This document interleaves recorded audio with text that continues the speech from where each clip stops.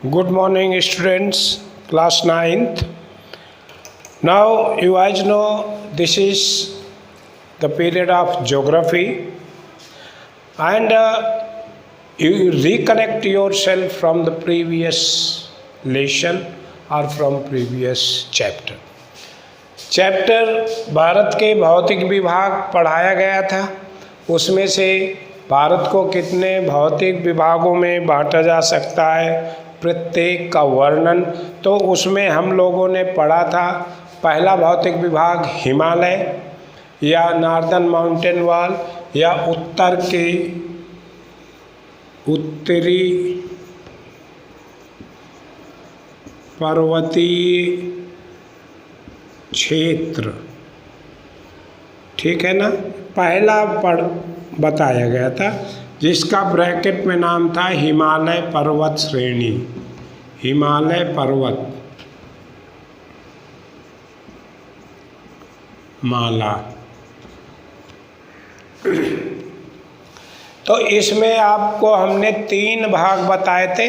पहला था the great Himalaya, महान हिमालय या हिमाद्री।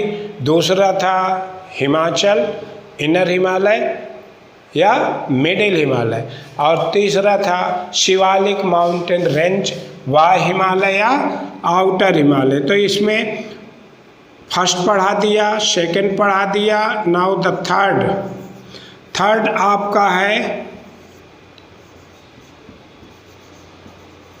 शिवालिक माउंटेन रेंज, शिवालिक पर्वत श्रेणी। क्या लिख दें? शिवालिक पर्वत श्रेणी। ये शिवालिक माउंटेन रेंज, शिवालिक इसको आउटर हिमालय भी बोलते हैं, बाहरी हिमालय या शिवालिक। तो सबसे पहले अब हम आते हैं मानचित्र में। देंगे please see this type map. तो ये आप देख रहे हैं कि ये ऐसे ऐसे जो ब्राउन कलर में शो किया गया है, this area that is Himalaya mountain ranges. अब इसमें शिवालिक का डिस्क्रिप्शन, स्थिति, शिवालिक पर्वत श्रेणी की स्थिति कहाँ कहाँ पर है, स्थिति एवं विस्तार पढ़ सकते हैं। स्थिति एवं विस्तार। स्थिति एवं विस्तार का क्या मतलब है कि ये कहाँ पर स्थित है, कितना बड़ा एरिया कवर करता है, कौन कौन से राज्य हैं। पहले तो ये देखते हैं। शिवालिक माउंटेन रेंज या बाहरी हिमालय, ये हिमालय का वो भाग है जो हिमालय के पूर्णतः दक्षिण में स्थित है, पूरी तरह दक्षिण में स्थित है। उत्तर में हिमालय है तो हिमालय का जो दक्षिणी भाग है वो शिवालिक पर्वत श्रेणी कहलाता है। दक्षिण का मतलब आप लोग ये मत समझ लेना कि ये दक्षिण दिशा में है मानचित्र में। ये हिमालय पूरा है, इसका ये भाग कौन सा है, दक्षिण की ओर है तो हिमालय का दक्षिणी भाग। बाहरी हिमालय इसलिए कहते हैं क्योंकि ये हिमालय के बाहरी क्षेत्र में है और भारत की तरफ से सबसे पहले शिवालिक रेंजेज या बाहरी हिमालय ही पड़ता है। ये पर्वत श्रेणियाँ हिमाचल प्रदेश, उत्तरांचल या उत्तराखंड तथा उत्तर प्रदेश और नेपाल का सीमावर्ती क्षेत्र, बॉर्डर, सिक्किम, इधर ये आपका अरुणाचल प्रदेश है, इधर ये नागालैंड है, मिजोरम, मणिपुर, त्रिपुरा और मेघालय, इन राज्यों में स्थित है। तो भारत के समस्त उत्तरी पूर्वी राज्य, अगर आप नाम नहीं लिख पा रहे हैं तो आप लिख सकते हैं कि भारत के समस्त उत्तरी पूर्वी राज्य हिमालय के बाहरी क्षेत्र या शिवालिक रेंजेस के अंतर्गत आते हैं। Secondly, the height of these Himalayas ranges are outer range of Himalay. Somewhere it is given 600 meters to 1500 meters. कहीं कहीं इसकी ऊंचाई 600 से लेके 1500 मीटर तक है, कहीं कहीं 1600 मीटर दी हुई। तो एक एवरेज हाइट है लगभग 1500 मीटर ऊंचे हैं। ये पर्वत श्रेणियाँ पश्चिम में अधिक चौड़ी हैं तथा उत्तर पूर्व में इनकी चौड़ाई कम हो गई है और साथ ही इनकी ऊंचाई भी कम हो गई। ये पर्वत श्रेणियाँ भारत की ओर से जाने में सबसे पहले हिमालय के अंदर प्रवेश करने के लिए इन्हीं पर्वत श्रेणियों को पार करना पड़ेगा, क्रॉस करना पड़ेगा। इन पर्वत श्रेणियों के अंतर्गत आने वाली मुख्य पर्वतमालाएं, जिनमें से जस्कर पाई जा रही है या पीर पंजाल भी इसके अंतर्गत आती है, और साथ में जो इसके उत्तर पूर्व में है, जिसे हम पूर्वी हिमालय भी कहते हैं, उत्तर पूर्व में जो माउंटेन रेंजेज हैं उनमें मेघालय में गारो, खासी, जयंतिया की पहाड़ियाँ पाई जाती हैं।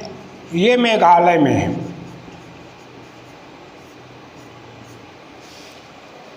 गारो, खासी, जयंतिया। इसके बाद अरुणाचल प्रदेश, नागालैंड में इनको नागा हिल्स भी बोलते हैं। नागा हिल्स, पटकोई हिल्स, पटकोई की पहाड़ियाँ, मीजो की पहाड़ियाँ, ठीक है। मिजोरम में है नागा, पटकोई, मीजो और बूम। ये सभी पहाड़ियाँ हैं, इनके लोकल नेम है। जो यहाँ पर ये आप देख रहे हैं, इन पहाड़ियों से ये बना है। इस हिमालय को पूर्वी हिमालय भी कहा जा सकता है, क्योंकि ये लोकेशन के आधार पर, स्थिति के आधार पर भारत के पूर्व में है। Due to this it is known as eastern Himalayas ranges. Okay, आप देखें ये आगे चल कर के यू टर्न शेप में मुड़ी हुई है, और ये यू आकार में मुड़ने के बाद ये म्यांमार कंट्री है आपका, म्यांमार में चली जाती हैं। और म्यांमार में इन शिवालिक पर्वत श्रेणियों का नाम अराकान योमा,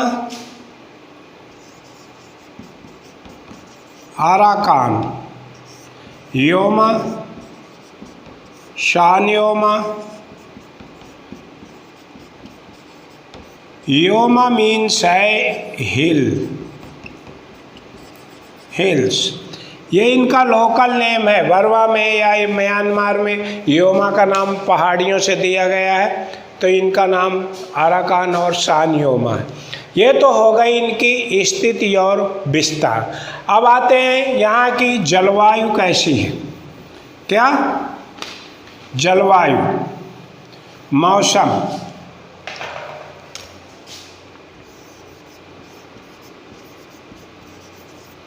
जलवायु, climate. Regarding the climate, it is having cool and moist climatic conditions. Cool, ठंडा, moist, नम। ठंडी और नम जलवायु की मौसमी दशाएं पाई जाती हैं। Because about 3 months in a year, snowfall take place in high altitude of outer range of Himalaya in Himachal Pradesh. Himachal Pradesh में लगभग जाड़े के 3 महीनों में, ठीक है, दिसंबर जनवरी में ज़्यादातर हिमपात होने लगता है और वो नवंबर से प्रारंभ हो जाता है। तो ऑटोमेटिकली यहाँ का टेम्परेचर डाउन हो जाता है और जलवायु या मौसमी परिस्थितियाँ बदल जाती हैं। नमी का जहाँ तक तात्पर्य है, तो ये भारत का उत्तरी पूर्वी क्षेत्र है। भारत के उत्तरी पूर्वी क्षेत्र की औसत वर्षा 450 सेंटीमीटर है। आसाम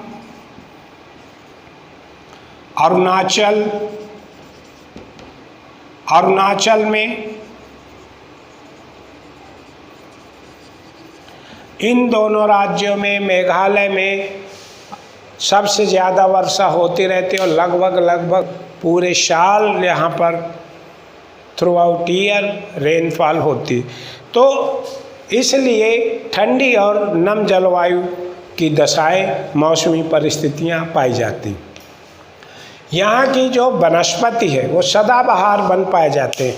ड्राई एवरग्रीन फॉरेस्ट, शुष्क सदाबहार वन, क्या बोलेंगे उनको? Dry evergreen forest, dry evergreen forest, शुष्क सदाबहार वन इन क्षेत्रों में पाए जाते हैं। सदाबहार का मतलब कभी भी इनमें पतझड़ नहीं होता है। They are called dry evergreen forest. The main trees of these area, यहाँ के मुख्य वृक्षों के बारे में, ये वृक्ष लंबे होते हैं जिनकी ऊंचाइयाँ लगभग 100 से लेकर 150 फीट तक होती है। अत्यंत सघन वन पाए जाते हैं। मोस्ट डेंस फॉरेस्ट है। क्योंकि temperature, rainfall both they influence the growth of plant और ग्रोथ ऑफ द ट्रीज। आप लोगों ने देखा होगा कि जहाँ पर टेम्परेचर बढ़िया रहे, सनशाइन, ब्राइट सनशाइन मिलती रहे, धूप अच्छी रहे, नमी की मात्रा पर्याप्त रहे, तो पौधों की ग्रोथ अधिक होती। गर्मी के दिनों में आप अपने यहाँ देखते हैं, अपने एरियाज में आप ऑब्जर्व करते हो कि पौधों की वृद्धि कम होती है। क्यों? क्योंकि तापमान ज़्यादा रहता है और नमी की मात्रा कम होती है। और रेनी सीजन में जून, जुलाई, अगस्त, इस समय आप देखें, सितंबर, नमी की मात्रा अच्छी है तो ग्रोथ प्लांट की अच्छी है। इसलिए इन क्षेत्रों में जो भी पौधे पाए जाते हैं उनकी हाइट अच्छी होती है। यहाँ पर पाए जाने वाले मुख्य वृक्ष सघन होते हैं। सघन इसलिए होते हैं कि सबसे ज़्यादा बांस आसाम साइड में मिलता है, मेघालय में, अरुणाचल में। क्यों? आप बांस के वृक्ष देखे होंगे कि जहाँ पर बांस के वृक्ष होते हैं तो बांस के वृक्ष एक जगह लगे होते हैं तो बहुत घने होते। अगर एक बांस को काट के आप निकालना चाहें तो इतना आसान काम नहीं है। काटने के बाद उसको ऊपर से निकालना एक दूसरे में उलझे रहते। तो यहाँ पर जंगली जानवरों को इनके बीच से निकलना, it is very very difficult. After that, बम्बोज के बाद यहाँ पर जो मुख्य वृक्ष हैं उनमें से शीशम, शाल, सागौन, महोगनी, स्प्रूस, ये यहाँ के मुख्य। स्प्रूस जो बच्चे एनसीसी लिए हैं, एरो मॉडलिंग करते हैं, तो स्प्रूस की लकड़ी का प्रयोग किया जाता है। बहुत ही हल्की होती है, बहुत लाइट वेट की होती है और ये एरो मॉडल बनाने का काम आती है। छोटे छोटे जो एयरप्लेन के मॉडल बनाते हैं एनसीसी में बच्चे, स्प्रूस और बांस का ही प्रयोग किया जाता है। दूसरा शीशम, साल, सागौन। आप भी देखते हैं कि शीशम के वृक्ष कितने उपयोगी हैं घरेलू काम में, लकड़ी उद्योगों के लिए बहुत ही हैं। साल के वृक्ष हैं, ये बहुत कॉस्टली लकड़ी है। तो ये मुख्यतः यहाँ पर पाए जाते हैं और ये अत्यंत ऊंचे होते हैं, ऊपर की ओर हल्के से पतले या नुकीले होंगे। क्योंकि ज़्यादा रेन या कभी कभी हिमपात होता है तो ये वृक्ष उसको सहन करने में सक्षम है और इनका कोई भी नुकसान नहीं होता। अब थोड़ा सा हम पढ़ते हैं कि यहाँ पर कौन कौन से लोग, कैसी जातियाँ पाई जाती हैं। Okay, mostly these areas they are sparsely populated or low populated। निम्न जनसंख्या घनत्व वाले हैं, कम जनसंख्या घनत्व। अब भैया एक वर्ड इसमें आया है, लो डेंस पॉपुलेटेड एरिया, डेंसिटी घनत्व और फिर जनसंख्या का घनत्व। तो how you can define the density of population? Okay, बोलिए आप जनसंख्या घनत्व को कैसे परिभाषित करेंगे? प्रीवियस क्लासेस में अर्थ में तो स्पेशली है ही है जनसंख्या का घनत्व, कैसे बताओगे? नहीं मालूम है? Okay, the density of population it is defined, पहले ही इंग्लिश में सुन लो, इसके बाद में हिंदी में बता देता हूँ। Number of people living in 1 square kilometer area. So that number of people, they are known as density of population. It is measured per square kilometer. जब भी ये लिखा जाएगा तो प्रति वर्ग किलोमीटर इसकी इकाई है। तो एक वर्ग किलोमीटर के अंतर्गत कितने? एक वर्ग किलोमीटर के अंतर्गत रहने वाले लोगों की संख्या वहाँ का जनसंख्या घनत्व कहलाएगी।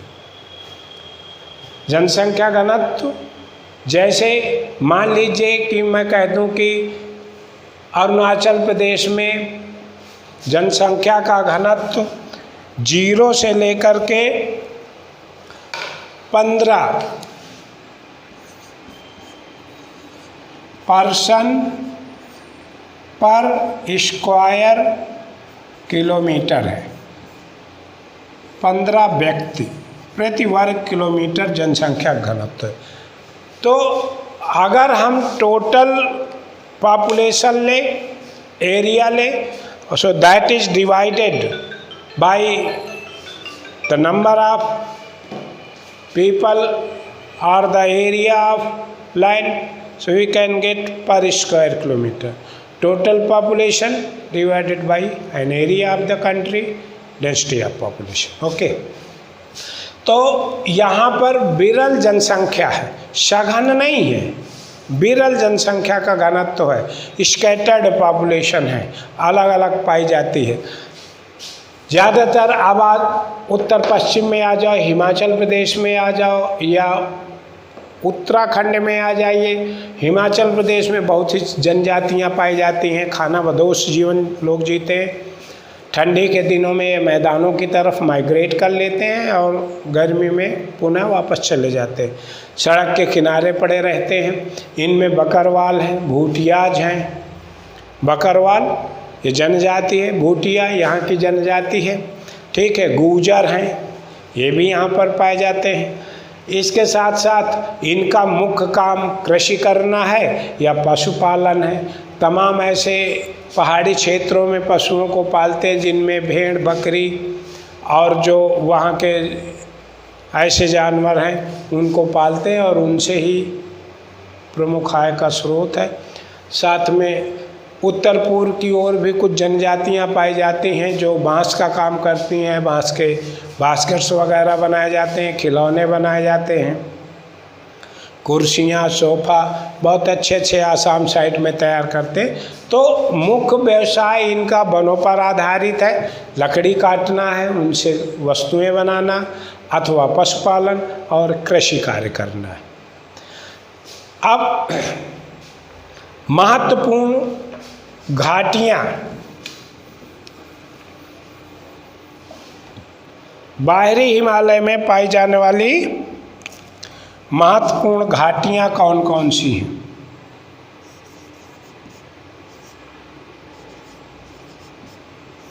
वैलीज,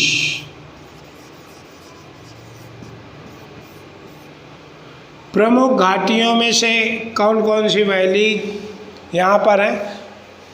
पश्चिम में इनको दून कहते हैं, दून, DOON।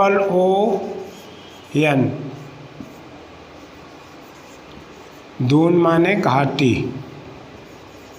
ये लोकल नेम है दून।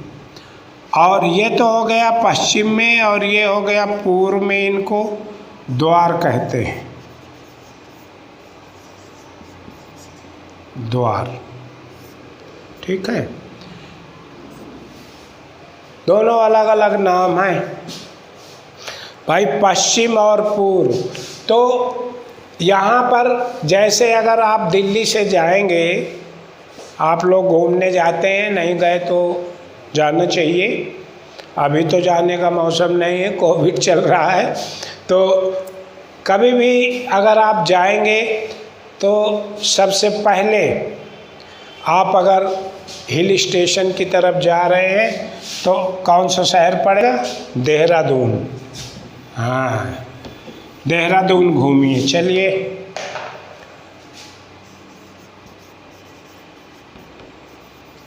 ये देखो दून शब्द आया, देहरादून, ये पश्चिम में है। देहरादून जैसे आप प्रवेश करेंगे उसके और पहले पूरब साइड में पड़ेगा हरिद्वार। ये आ गया, द्वार और दून। हरिद्वार शंकर जी का द्वार माने प्रवेश स्थान। तो हरिद्वार की घाटी है, देहरादून की घाटी है। और आप इधर मैप में देखें, सबसे पहले हरिद्वार में प्रवेश करेंगे, मैदानी भाग है, उसके पश्चिम में देहरादून स्थित है, ये हिल स्टेशंस है। इसके बाद यहाँ पर आपका हिल स्टेशन में पड़ेगा बाद में मंसूरी, फिर नैनीताल, वेरी गुड, नैनीताल। चमोली भी पड़ेगा, यहीं पर पास में है। इसके बाद और आगे आप बढ़ेंगे तो धीरे धीरे धीरे धीरे ऊंचाई बढ़ती जाएगी। केदारनाथ, बद्रीनाथ, केदारनाथ, केदारनाथ त्रासदी आपने सुनी होगी, बद्रीनाथ भी पड़ेगा। और ये सभी अच्छे हिल स्टेशन हैं।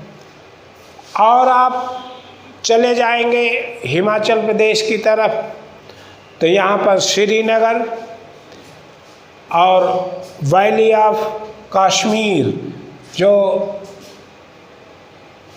पृथ्वी का स्वर्ग कहा जाता है, स्वर्ग, पृथ्वी का स्वर्ग क्या है? वैली ऑफ कश्मीर, कश्मीर की घाटी, श्रीनगर के आसपास। इसके बाद अन्य महत्वपूर्ण घाटियों में से आपकी जो दूसरी महत्वपूर्ण घाटियां हैं, हाँ, उनमें से पाटली दून, ये देखो दून आ गया, ठीक है। कुल्लू घाटी, कांगड़ा,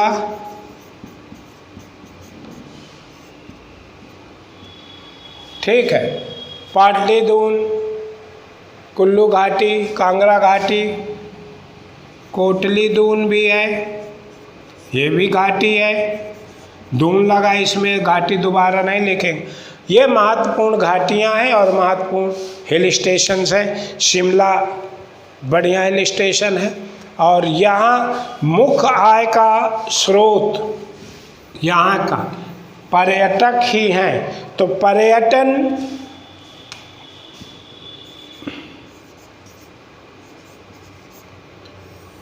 टूरिज्म सबसे ज़्यादा भारत सरकार जो है आजकल टूरिज्म को बढ़ावा दे रही, क्योंकि जितने लोग विदेश से घूमने आएंगे वो जहाँ रहेंगे वहाँ के लोगों को व्यवसाय मिलेगा। जहाँ जहाँ टूरिस्ट प्लेसेस, हिल स्टेशंस हैं, बड़े बड़े टेम्पल्स हैं, वैलीज हैं, वहाँ आप देखेंगे छोटी छोटी मार्केट डेवलप हो जाती है। लोग वहाँ की स्थानीय लोग खिलौने और ये सब चीज़ें बना करके बेचते हैं, जिससे कि ये खिलौने जो है तो उनकी आय का साधन है और उस क्षेत्र का विकास होता है। तो tourism that is also the main source of income as well as it provide the best opportunities for our employment. Employment, रोजगार के लिए एक सुनहरे अवसर के रूप में ये मिलते। तो ये भाई आपको हमने बता दिया भारत के भौतिक विभाग में हिमालय। अब भारत के भौतिक विभाग में दूसरा मुख शुरू करते हैं।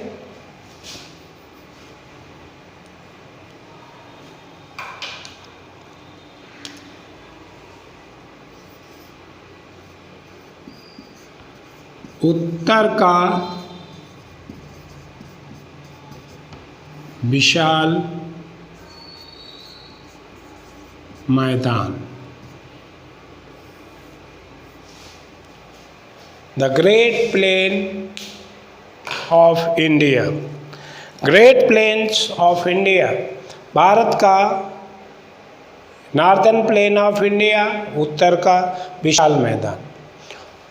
उत्तर का विशाल मैदान लगभग 7 लाख वर्ग किलोमीटर पर फैला है। बहुत बड़ा है, वर्ग किलोमीटर इसका एरिया है। ये पंजाब, हरियाणा, दिल्ली, उत्तर प्रदेश, बिहार, वेस्ट बंगाल, झारखंड आदि राज्यों में पूरी तरह से पाया जाता है। इसके साथ साथ इस मैदान का जो विस्तार है, इसकी जो संरचना है वो गंगा, यमुना और ब्रह्मपुत्र के द्वारा है। ये 2400 किलोमीटर लंबा तथा 240 से लेकर के 350 किलोमीटर तक चौड़ा है।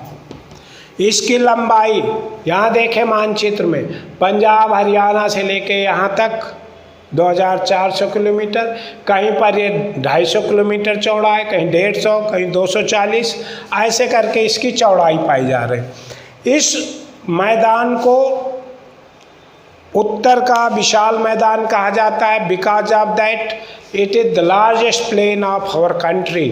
भारत का 1/4 लगभग क्षेत्रफल इसी मैदान के अंतर्गत आता है।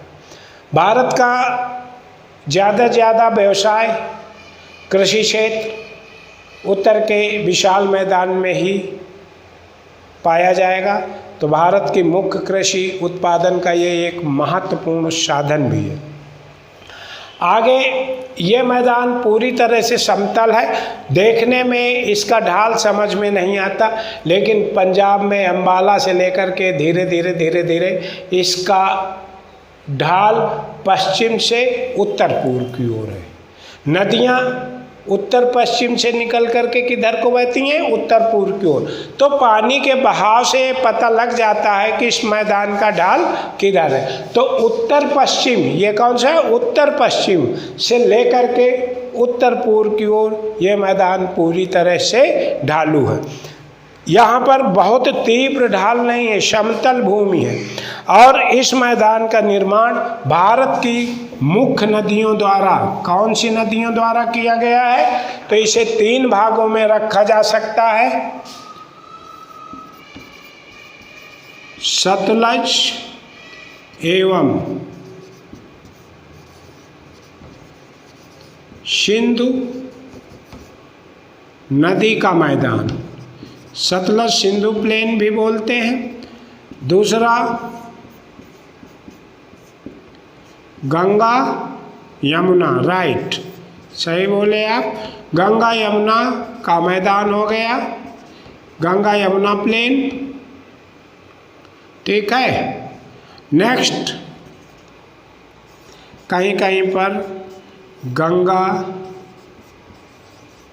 ब्रह्मपुत्र का मैदान भी लिखा है, गंगा ब्रह्मपुत्र प्लेन। इसे गंगा ब्रह्मपुत्र का मैदान भी कहते हैं। अब इनका डिस्क्रिप्शन आपको नेक्स्ट टर्न पे जब भी क्लास लगेगी तो इनका डिस्क्रिप्शन बताएंगे, इनके बारे में समझाएंगे कि ये मैदान किस तरह से बना हुआ है और इसका भौगोलिक महत्व क्या है, भारत के लिए इसका कौन सा महत्व।